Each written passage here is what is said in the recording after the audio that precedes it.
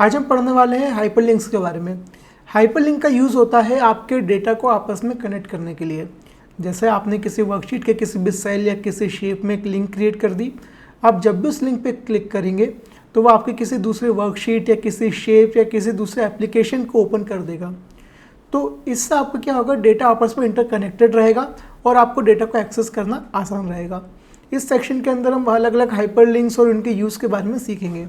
ठीक है, सबसे पहले आपको ये ऑप्शन मिलेगा इंसर्ट टैब के अंदर लास्ट के सेक्शंस में लिंक नाम का एक बटन आपको यहाँ पे शो हो रहा है, उस पर आपको क्लिक करना है।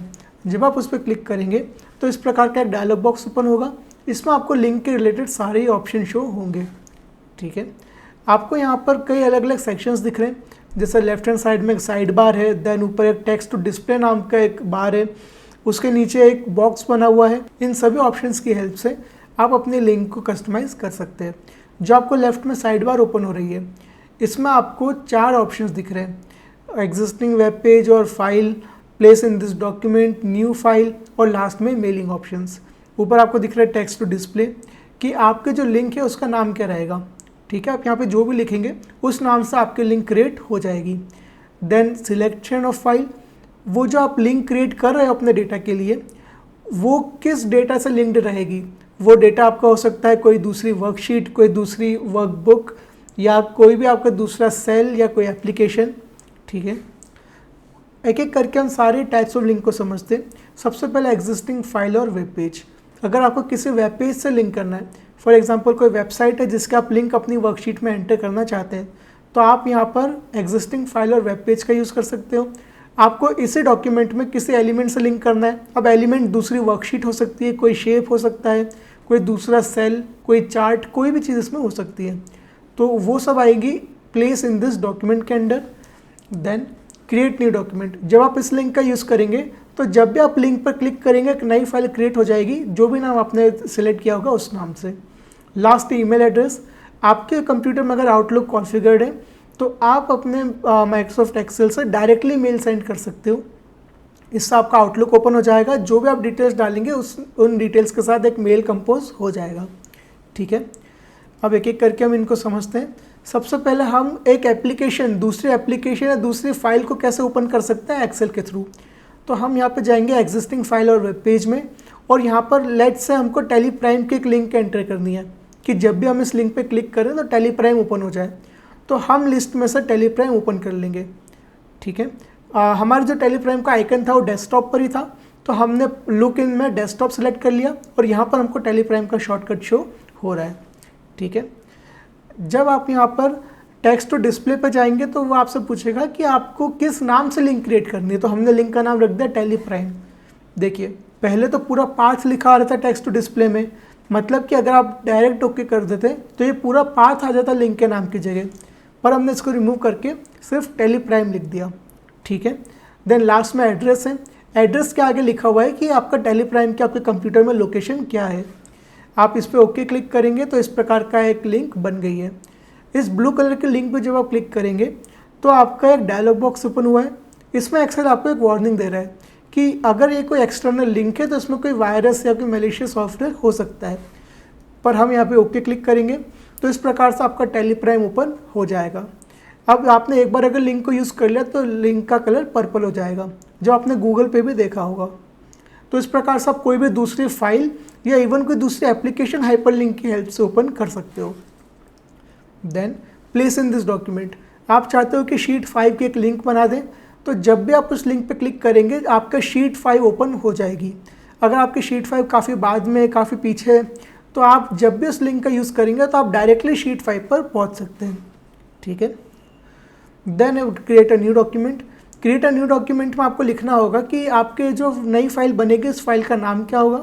हमने नेम ऑफ न्यू डॉक्यूमेंट में लिख दिया new file created by link.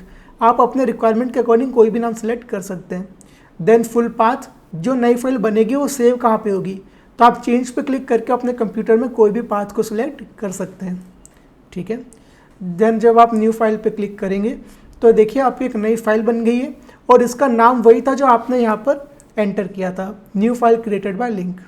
ठीक है, देन लास्ट में अगर अपने डेटा में से हाइपरलिंक्स रिमूव करनी है तो आप उस सेल को सिलेक्ट कीजिए और ये जो इरेजर का बटन है होम टैब के लास्ट में क्लियर बटन, उस पर क्लिक करके रिमूव हाइपरलिंक पे क्लिक कर दीजिए, तो आपकी जो लिंक है वो रिमूव हो जाएगी। और उसके अलावा आप उस सेल पर राइट क्लिक करके भी लास्ट में रिमूव हाइपरलिंक पे क्लिक कर सकते हैं। इन दोनों में से किसी भी ऑप्शन का आप यूज़ करेंगे तो आपके डेटा में से हाइपरलिंक रिमूव हो जाएगी। अब हम समझते हैं कि हम अपने डेटा के अंदर बटन्स किस प्रकार से बना सकते हैं। देखिए, हम मान लो बनाना चाहते हैं एक बटन जो कि हमारे इनकम स्टेटमेंट नाम की जो वर्कशीट है उसको एक्टिवेट कर दे। तो सबसे पहले आपको एक शेप क्रिएट करना होगा। शेप आएगा आपके इंसर्ट टैब के अंदर, इलस्ट्रेशन नाम का एक सेक्शन है, उस पर क्लिक करने के बाद आपको शेप सिलेक्ट करना है और जिस भी शेप का आप बटन चाहते हैं उसको आप सिलेक्ट कर सकते हैं। ठीक है, देन जब आप उसको थोड़ा स्ट्रेच करेंगे तो आपका बटन क्रिएट हो जाएगा। उसके अंदर आप नाम लिख सकते हैं, आप उस बटन का क्या नाम देना चाहते हैं। हमने यहाँ पर इनकम स्टेटमेंट लिखा है। देन आपको उस पर राइट क्लिक करना है उस बटन पे और यहाँ पर आपको लिंक का एक ऑप्शन शो होगा, आप उस पर क्लिक कर देंगे तो आपको वही पुराना लिंक वाला बॉक्स ओपन हो जाएगा। यहाँ पर हमको जो वर्कशीट है, इनकम स्टेटमेंट नाम की वर्कशीट इसी फाइल के अंदर है, तो प्लेस इन दिस डॉक्यूमेंट। अगर किसी दूसरी फाइल के अंदर होती तो हम एग्जिस्टिंग फाइल और वेब पेज सेलेक्ट करते, बट ये वर्कशीट इसी फाइल के अंदर है, तो हम प्लेस इन दिस डॉक्यूमेंट करके उस वर्कशीट के नाम पे क्लिक कर देंगे। ठीक है, आपकी जो लिंक है वो क्रिएट हो चुकी है। अब जब आप उस पर अपना कर्सर ले जाएंगे तो इस प्रकार का एक हैंड बना हुआ आएगा जो कि लिंक में कॉमनली बना आता है। आप जब इस पर क्लिक करेंगे तो देखिए जो शीट आपकी इनकम स्टेटमेंट नाम की थी वो ओपन हो गई है। ठीक है, अब हम देखेंगे कि आप डायरेक्टली MS एक्सेल से मेल कैसे सेंड कर सकते हैं। उसके लिए आपको लास्ट टाइप ऑफ लिंक पर जाना होगा, ईमेल एड्रेस। यहाँ पर आपको कुछ फील्ड्स आ रही है, सबसे पहले ईमेल एड्रेस, देन सब्जेक्ट, और जिन ईमेल एड्रेसेस का आप फ्रीक्वेंटली यूज़ करते हैं वो आपको नीचे लिस्ट में शो होंगे। ठीक है, आपको यहाँ पर एक बटन बनाना है मेल का। उस मेल का बटन बनाने के बाद बटन यानी कि आपको एक सिंपल एक शेप बनाना है जैसा हमने पहले बनाया था और उसका नाम लिख देना है मेल। देन उस पर राइट क्लिक करके लिंक पे क्लिक करना है और यहाँ पर ईमेल एड्रेस में जाकर जिस भी मेल एड्रेस को आप मेल करना चाहते हैं उसको लिख देंगे और सब्जेक्ट, जिस सब्जेक्ट के थ्रू आपका जो मेल कंपोज होगा आप वो सब्जेक्ट भी यहाँ पे एंटर कर सकते हैं। देन आपको इस पर ओके क्लिक करना है और जब आप मेल पे क्लिक करेंगे तो इस प्रकार से आपके कंप्यूटर में आउटलुक ओपन हो जाएगा। आउटलुक MS ऑफिस का एक पार्ट है, इसलिए डिफ़ॉल्ट में आपका आउटलुक ही ओपन होता है। आप चाहें तो आपका एक डायलॉग बॉक्स ओपन होगा, आप उसमें से गूगल क्रोम या कोई भी दूसरा भी ब्राउज़र या मेलिंग सर्विस सिलेक्ट कर सकते हैं। तो इस प्रकार से आपका आउटलुक ओपन हो गया है और यहाँ पर जो डिटेल आपने दी थी, मेल एड्रेस और सब्जेक्ट, वो दोनों ऑटोफिल हो गई है। अब आप इसमें बाकी की डिटेल एंटर करके इसको सेंड कर सकते हैं। Thank you so much.